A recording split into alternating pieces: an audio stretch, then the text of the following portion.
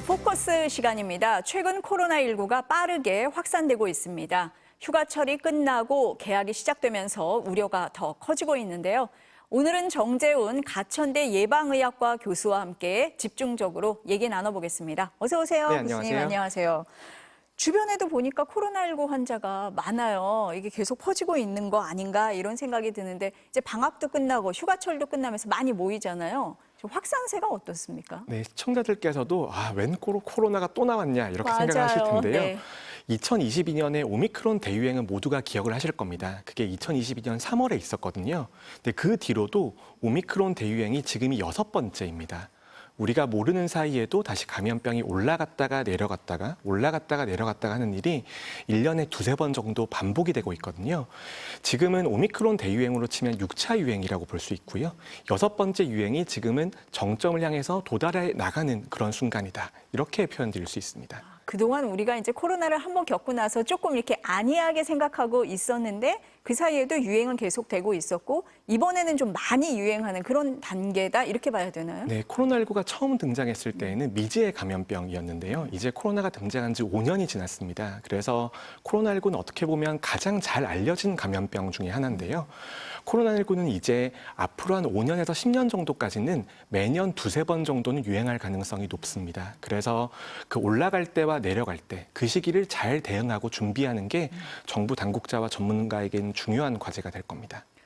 근데 이제 말씀하신 것처럼 처음에 코로나19가 막 이렇게 유행을 할 때는요, 막 진단키트도 다 하고 다들 조심했던 것 같아요. 근데 제 주변에 봐도 요즘은 그냥 대수롭지 않게 넘기고 있다가 갑자기 막 증상이 심해져서 병원 가고 이런 경우가 많거든요. 그럼 확진자 수를 이렇게 알기가 쉽지 않을 것 같은데 어때요? 네, 확진자 수 집계를 중단한 지는 1년 가까이 되었고요. 그렇기 때문에 전체적인 감염 규모를 파악하기는 매우 어렵습니다. 아까 앵커께서 말씀하셨던 것처럼 대수롭지 않게 넘어간다라고 하셨잖아요. 네. 사실 지난 3년간 우리 사회가 정말 많은 고통이 있었고 사회적 거리 두기도 하고 마스크 의무 착용도 있었고 백신 접종도 강력하게 권고를 드렸던 이유가 지금처럼 건강한 성인들은 대수롭지 않게 넘어가기 위해서 그러니까 그런 고생들을 해왔던 거였거든요. 하지만 중요한 것은 감염 규모가 정확하게 파악이 되진 않지만 그래도 입원 환자들은 정확하게 드러나고 있습니다. 계속해서 입원 환자가 늘어나는 그런 추세들을 볼 때에는 여전히 고위험군들에게는 코로나19는 아직까지는 위험한 감염병이다. 그런 정보는 저희가 확실하게 알 수 있는 것이죠. 저희가 확진자 수를 일일이 이렇게 뭐 발표를 하거나 하지는 않지만 입원 환자를 보면 추이를 알 수 있다는 말씀이신데 그 입원 환자가 지금 계속 늘고 있다 이렇게 봐야 되는 건가요? 현재 입원 환자가 늘어난 지는 4주 정도가 됐고요. 4주. 그리고 네. 감염 환자가 늘어나고 나서 감염 환자가 입원자가 될 때까지도 또 일주일 정도의 시간이 걸립니다. 그렇기 때문에 아마 시청자분들께서도 이번 주와 다음 주가 가장 감염이 확률이 높은 그런 2주가 될 거고요. 그 2주가 지나고 나면 다시 또 자연스럽게 유행의 규모는 줄어들 것으로 예상을 하고 있습니다. 교수님이 지금 말씀하시는 고위험군? 어떤 군이라고 봐야 돼요? 코로나19는 굉장히 독특한 감염병인데요. 연령에 비례한 위험이라고 이야기를 합니다. 나이가 많아지면 많아질수록 중환자나 사망자가 될 가능성이 높은 감염병이거든요. 그렇기 때문에 일반적으로 60세가 넘으신 어르신들, 그리고 기저질환이 있는 분들, 기저질환이라 하는 것은 암이나 당뇨병처럼 면역에 영향을 줄 수 있는 기저질환들입니다. 근데 그런 것들을 가지고 계신 분들 같은 경우에는 건강한 성인보다는 몇백 배 이상 치명률이 높다라고 볼 수 있습니다. 그러니까 60세 이상은 고위험군이라고 할 수 있고 그럼 연령이 뭐 70대, 80대가 되면 위험도가 더 높아지는 건가요? 60세부터는 네. 10세가 늘어날 때마다 10배씩 늘어난다고 보시면 될 것 같습니다. 그래서 60세보다는 80대가 거의 100배 가까이 위험한 감염병이죠. 근데 이런 연령에 따라서 치명률이 급격하게 늘어나는 감염병이 대부분인 것 같지만 그렇게까지 많지 않습니다. 그만큼 코로나19는 조금 특별한 감염병이라고 볼 수 있죠. 네. 근데 주변에 보니까 나 냉방병이야 이렇게 말하는 사람들도 있어요. 그래서 냉방병인지 코로나인지 잘 모르겠다. 근데 증상이 다릅니까?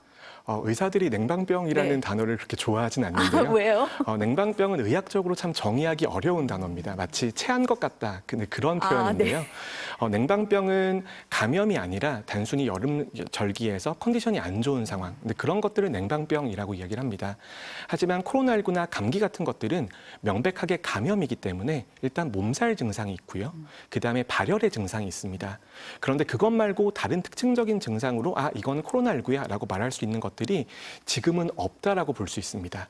한 가지 인후통이라고 해서 네. 목이 따가운 증상이 있을 수 있습니다. 그것은 상기도에 감염이 있다는 뜻이니까 인플루엔자나 코로나19를 의심해 볼 수는 있는데 근데 이런 것들이 꼭 인후통이 있고 발열이 있고 몸살 기운이 있다라고 해서 다 코로나19인 것은 아니고요. 근데 지금 시기에는 대부분의 그런 사람들이 코로나19이기 때문에 이런 증상이 있으니까 우리는 코로나19의 검사를 받아봐야 돼. 이렇게 말씀을 드리는 거죠.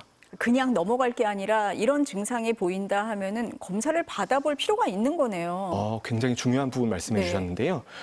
건강한 성인 같은 경우에는 코로나19로 중환자나 사망자가 될 가능성은 현실적으로 지금은 거의 없다라고 볼 수 있습니다. 하지만 아까 말씀드렸던 고위험군 같은 경우에는 빠르게 진단을 받아서 경구용 치료제나 아니면 적절한 처치를 받아야지만 중증이나 사망으로 갈 수 있는 가능성을 줄여줄 수 있거든요. 그렇기 때문에 어르신들 같은 경우에는 증상이 있으시면 병원에 방문하셔서 검사 받으셔라. 이렇게 권고를 드리는 겁니다. 저희가 처음에 코로나 유행할 때는 이제 열이 있거나 인후통이 있으면은 코로나19일 가능성이 높다 이랬었는데 아까 말씀하신 걸 들어보니까 딱 특별한 증상이 있는 건 아니다라고 말씀을 하셨는데 어쨌든 의심이 되면 바로 진단을 받아보는 게 중요하다 이런 말씀이신 네, 거잖아요. 특히 고위험군들은 네. 매우 중요하고요. 저희가 2020년과 22년 사이에는 마스크도 쓰고 사회적 거리두기를 맞아요. 하니까 코로나19 말고 다른 감염병들은 거의 없었습니다.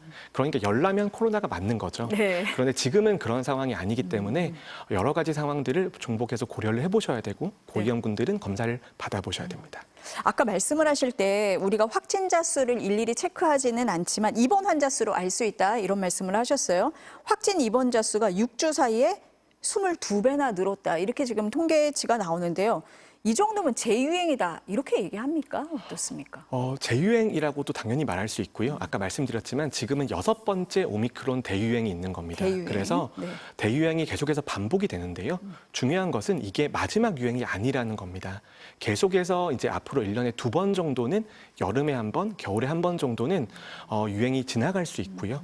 하지만 그런 유행이 있음에도 불구하고 이제는 사회적인 대응은 최소한으로 하고 두 번의 유행도 그냥 평상시처럼 잘 넘어갈 수 있게 시스템을 만들어 나가는 것. 그게 저희의 과제인 거죠.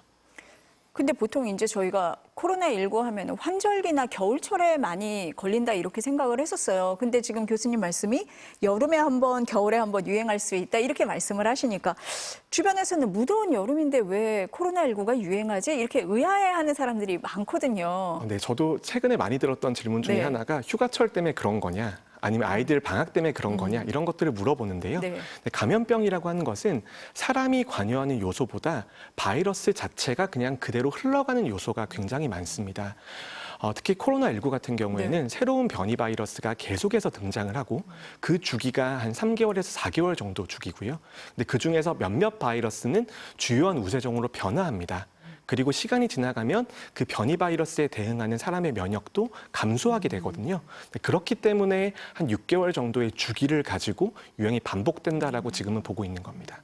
그래서 여름에 한 번, 겨울에 한 번 유행할 수 있다 이렇게 말씀을 하시는 하지만 건가요? 주기가 조금 늦춰지면 늦겨울일 수도 있고요. 초봄일 수도 있고요. 네. 네. 그게 뭐 그러니까 뭐 겨울이라고 걸리고 여름이라고 안 걸리고 그런 게 아니라 아까 말씀하신 대로 바이러스의 흐름에 따라서 이거는 유행은 올 수 있는 거다. 네, 이렇게 그리고 그 유행이 봐야겠네요. 최소한 5년 정도까지는 반복될 거다라고 보고 있습니다. 그러면 확진자가 더 늘어날 거다, 폭증할 거다. 그렇게 예상이 됩니까? 지금 어떻습니까? 지난번에 여러 네. 번의 경험들을 보면 지금처럼 급격하게 늘어나는 시기가 있고요. 그리고 이 늘어나는 시기에 따라서 감염자의 숫자가 늘어나게 되면 평형이 유지가 되는 시점이 있습니다. 그 다음부터는 유행이 줄어들게 되거든요. 근데 그런 것들을 고려하면은 아마 8월 말 정도가 되면 가장 감염이 많은 시점이 지나가게 될 거고, 그리고 9월 초 정도에는 그 감염자들이 입원 환자가 되기 때문에 병실이 가장 어려운 시기가 될 겁니다. 하지만 그 시기가 또 지나가고 나면은 다시 또 유행 상황은 잠잠해질 것으로 예상을 하고 있습니다. 그럼 지금으로서는 8월 말, 9월 초가 가장 절정이다 이렇게 봐야 되나요? 그렇기 때문에 이제 네. 그 시기까지는 고위험군들 같은 경우에는 마스크 쓰는 것들을 권고를 드리고 있고 증상이 있으시면은 검사를 받아보셔라 이렇게 네. 말씀을 드리고 있습니다. 아까 교수님이 이게 바이러스 얘기를 하셨는데 바이러스 변이잖아요. 최근에 KP3, 변이라고 얘기를 하는데 이게 더 위험한 겁니까? 어떻습니까? 근데 KP3라고 해서 이제 그 많은 분들도 이름 외우기도 어려워하십니다. 어려워요. 네. 그런데 오미크론 변이의 일종이고요. 근데 새로운 변이 바이러스가 이제 공통적인 특성을 가지고 있습니다. 뭐냐 하면은 기존에 획득했던 면역을 회피하면서 감염시키는 능력은 계속해서 발달을 하지만 중증화나 사망으로 이르는 능력에 있어서는 변화가 없었거든요.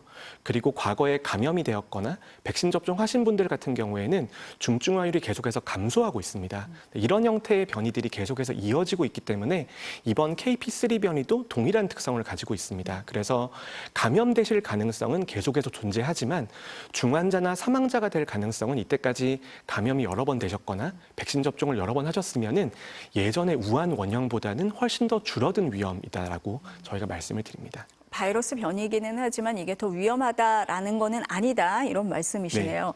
근데 이제 그럼 치료가 되느냐, 치료제가 있느냐 이게 관심이잖아요. 어떻습니까? 네, 우리나라는 그래도 경구용 치료제를 가장 적극적으로 투약한 나라 중에 하나입니다. 지금은 팍스로비드와 라게브리오라는 두 가지 약제가 있는데요. 빠르게 진단받고 투약하실 경우에는 백신 접종에 더해서 중증이나 사망으로 갈 위험을 최대 절반 이상 줄여주는 것으로 되어 있습니다. 그래서 진단을 적절하게 빨리 받으시고 경구용 치료제를 투약을 받으시게 되면은 아무래도 더 안전한 감염에서 이제 회복이 되실 거고요. 한 가지 좀 우려가 되는 것은 최근에 이제 경구용 치료제의 수급 문제가 조금 있습니다. 일반적으로 보면 백신 접종도 잘 되어 있고 경구용 치료제도 확보를 하고 있는 편이었는데 지금은 워낙 예상한 것보다 유행 규모가 늘어나다 보니까 일선에선 수급 불안이 조금 있는 것 같습니다. 하지만 이제 정부에서 계속해서 경구용 치료제를 확보하기 위한 노력들을 하고 있기 때문에 유행 정점 정도가 지나가고 나면은 그래도 좀 원활하게 공급이 되지 않을까라고 보고 있습니다. 그 말씀하신 것처럼 그 약국에 갔는데 치료제가 없더라, 진단 키트가 없더라 이런 얘기 하시거든요. 그래서 정부에서 뭐 이제 좀 뒤늦게 공급을 한다고 하는데 금방 해결이 될까 이렇게 생각하시는 분들도 있어서요. 조금 뼈아픈 부분이긴 네. 한데요. 저희가 거시적으로 보면 이제 일상 회복이라든지 코로나19를 풍토병으로 다룰 준비는 거의 다 끝나 있다라고 볼 수 있습니다. 하지만 세부적으로 보면 이런 유행이 1년에 2번, 3번 있어도 거뜬히 이겨낼 수 있을 정도의 시스템을 만들어야 되거든요. 그러려면 경구용 치료제도 충분히 비축을 해두고 그다음에 절기마다 백신 접종을 새롭게 업데이트되는 백신으로 많은 분들에게 접종을 해드릴 수 있는 그러니까 그런 능력들이 미리 확보가 되어 있어야지만 앞으로도 국민들이 좀 덜 불안하실 겁니다. 그럼 정부가 예측을 잘못한 부분이 있는 겁니까? 예측을 잘못했다라기보다는요. 그러니까 지난번 이제 2번의 3번의 유행이 굉장히 규모가 작았습니다. 그렇기 때문에 그 정도의 유행 규모가 될 것으로 예상을 하고 있었는데 이번은 예전보다는 유행 규모가 조금 더 커지는 것 같고요. 네. 이런 것들도 반영을 해서 앞으로의 수급 계획도 잡아야 되는 것이죠.